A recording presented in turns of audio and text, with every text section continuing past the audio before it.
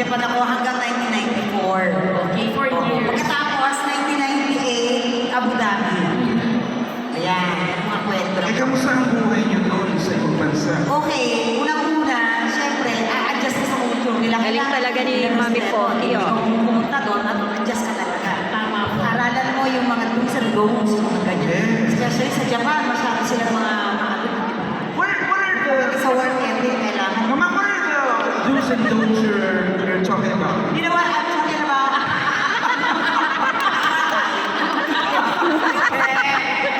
Ano kasi sir, di ba kailangan natin sumusunod sa mga ano nila? Kasi iba yung kultura nila. Oo, tsaka sa disiplina. Disiplina, ganun talaga yun.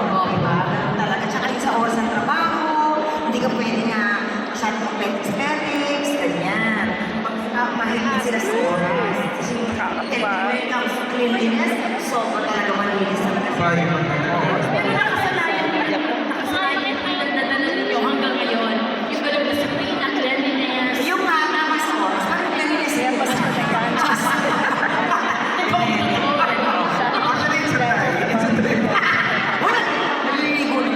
Ikaw pala. Nakasanayan mo.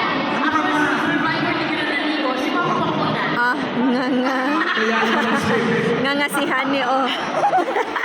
Okay, so guys, tuloy yan lang. So guys, So guys, yung nakikita ka mo na hindi na makikita. Opo, Mama Pogi, yung mga natutunan mo sa ibang bansa. Sandali na bagong dating lang. sige po, upo muna mo ngayon. Okay, magpaprangga lang tayo. Ito niyo ako ulit para sa kanila sa Sa mga bagong dating mga kaibigan, let's open the one and only, Mama Pogi!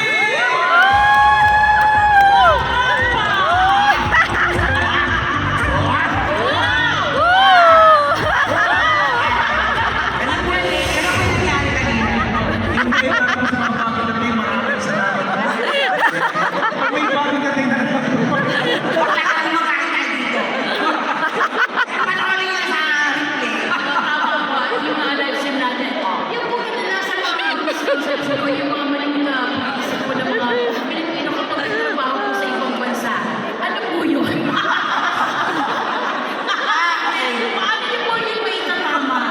Like, ano ba, yung akala nila Kasi akala nila pag sa ibang bansa mayaman ka. namumulot ka ng pera. Oo, tama.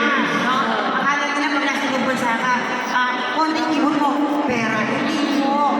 Lahat yan pinagpapaguran. Literal, dugo, pawis, luha. No? At saka yung, minsan, alam mo, nagkaroon ako ng anxiety yun, Dahil po. Hindi ko, ngayon ko na lang nalaman na anxiety pala yun. Kasi ganun, hindi ko sa yung mga Nalaman ko, anxiety. ang anxiety pala, may letter X. Ngayon ko na lang na, hindi. Hindi kasi, iba kayo na lang mausos yan, dami ko. Actually, ganun din ang nalaman. Ngayon na natin amin na. May ex pala.